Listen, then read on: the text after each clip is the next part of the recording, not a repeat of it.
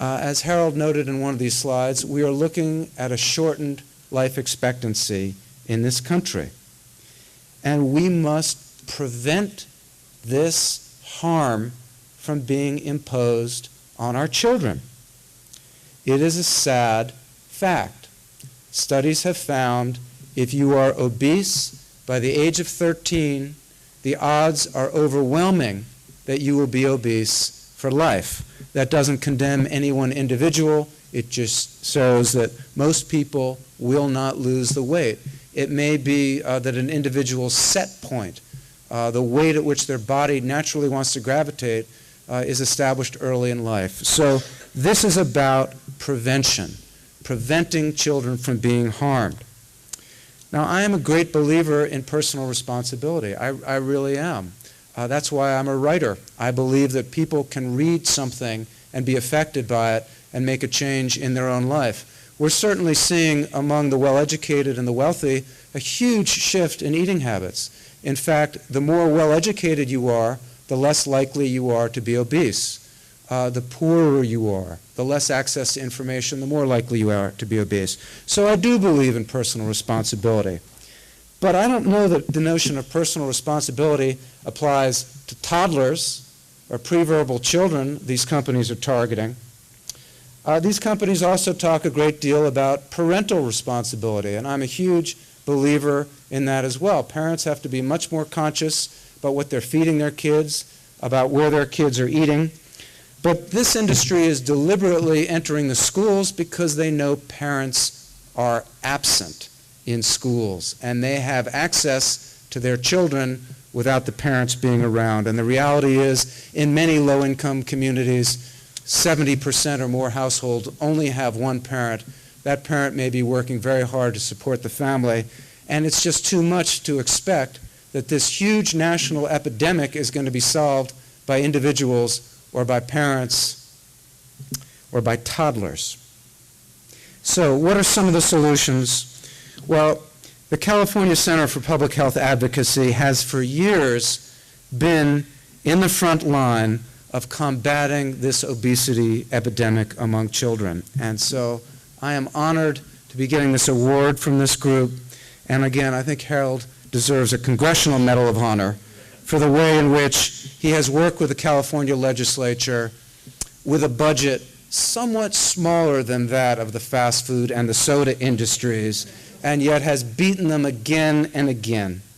And the reason that he has beaten them again and again is he has the truth on his side. And when most people realize what is happening, they don't want this kind of marketing to children. They don't want this kind of exploitation of children. Opinion polls show it again and again. And this latest battle, requiring that fast food companies reveal the calorie content on their menus, it's kind of amazing. I mean, these companies talk about personal responsibility, but they don't want to give you the information that allow you to be responsible and to make the right choice. Clearly, they have something to hide. I mean, if their food was amazingly healthy and good for you, they should be proud. They should be proud to have enormous calorie labeling and nutrition labeling. This same battle right now is being fought in New York City, where Mayor Bloomberg has been a terrific champion of public health measures. And the Public Health Commissioner in New York has had the same sort of menu labeling law that is being battled, and the industry right now is battling it on the grounds of the First Amendment, which I find ironic. I have enormous libel fees constantly. I have my own libel attorney that I pay huge sums of money to because the fast food industry loves suing people in order to silence them and has a long history of doing that. But when it comes to their own First Amendment rights, they don't want them to be restricted in any way. They argue that they should have the First Amendment right not to tell you what's in their food. It's quite an interesting Orwellian argument. And I'm very, very disappointed that the governor of this state refused to sign the bill into law. But I am a great admirer of Governor Schwarzenegger, and I am sure he will see the error of his ways and will be persuaded to do the right thing once the right pressure is applied in the year 2008. So menu labeling will make a big difference. Studies have suggested it will. Nutritional education in the schools will make a big difference. Partnerships between California schools and California farmers will make a big difference. California is the place where the fast food industry was born, in Southern California, not far from where we are today. And I think California should be the place where these huge public health problems are solved. This state is the largest grower of fruits and vegetables and nuts in this country. California produces the foods our kids need to be eating, and there should be a way to promote the agricultural products of this state and promote the health of this state's children. And I look forward to working with Harold on these issues in the future. And I'm going to conclude by noting what I think one of the central ironies here is.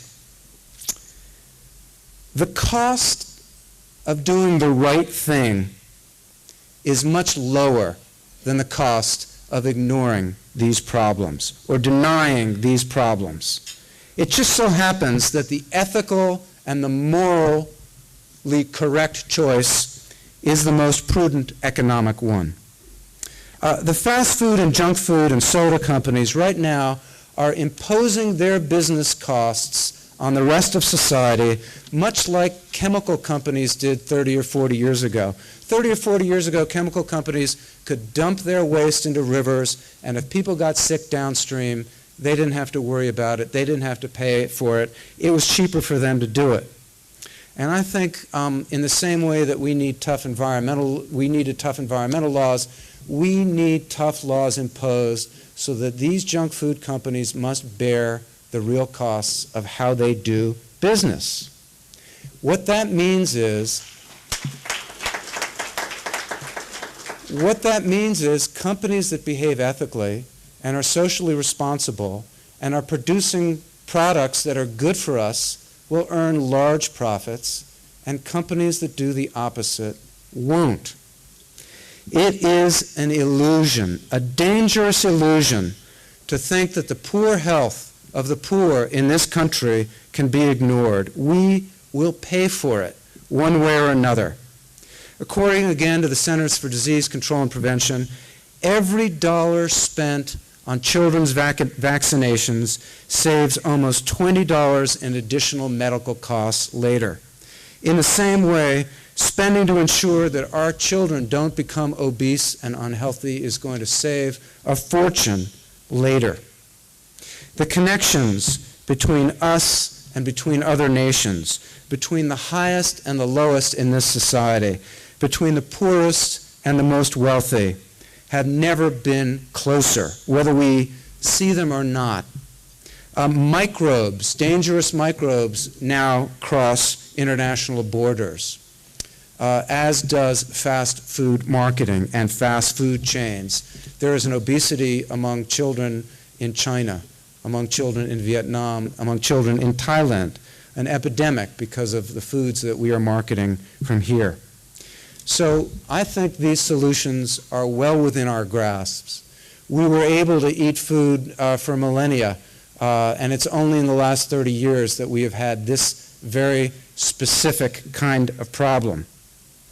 I can't give you a list of all the steps that we need to take, but I can end maybe by suggesting what I hope will be the first step, and that is a society with less greed and more compassion. Thank you.